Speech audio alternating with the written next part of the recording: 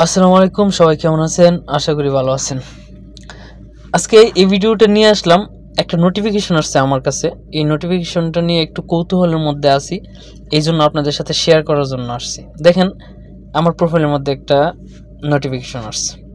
এখানে বলা আছে যে আমি একটা রিলস ভিডিও তৈরি করে পাবলিকের সামনে দিতাম, যেন পাবলিক আমাকে চিনতে পারে আমি কে। তো এটা কেন আসছে? এই জিনিসটা আসার কারণ হইলো এইটাই, এই যে নোটিফিকেশনটা আসার কারণ হইলো এটাই। দেখেন, আমার এই প্রোফাইলটার মধ্যে কোনো ভিডিও আমি সামনে থেকে করি নাই, বা আমার নিজের কোনো ফটো আমি আপলোড করে নেই। ঠিক আছে, যা করা সব স্ক্রিন রেকর্ড করা। তো এটার জন্য এই নোটিফিকেশনটা আসছে যে আমি নিজে সামনে থেকে একটা রিলস তৈরি করার জন্য এবং পাবলিকের সামনে উপস্থাপন করার জন্য, আমি কে পাবলিককে চেনানোর জন্য, আমাকে চিনতে সুবিধা হবে এই জন্য। তো এই ভিডিওটা এই জন্য দেওয়া যে কিছু কিছু ভিডিও দেখা যায়, যারা রান্নাবান্নার ভিডিও করেন বা কেউ আছে এমনিতেই বাহিরের কোনো দৃশ্য ভিডিও করেন, নিজের ভয়েসই দেন কিন্তু কখনো সামনে আসেন না।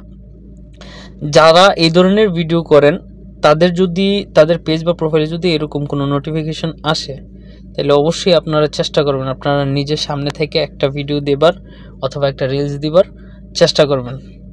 তাহলে আপনার পেজ বা প্রোফাইলের জন্য অনেক ভালো হবে। ফেসবুক কিন্তু নিজে থেকে এটা জানিয়ে দিছে যে আমি কে, সবাই চেনার জন্য বা সবাই যেন আমাকে চিনতে সুবিধা হয়, ওই ধরনের একটা রিলস দিবার জন্য, হাইলাইট করে দিবার জন্য।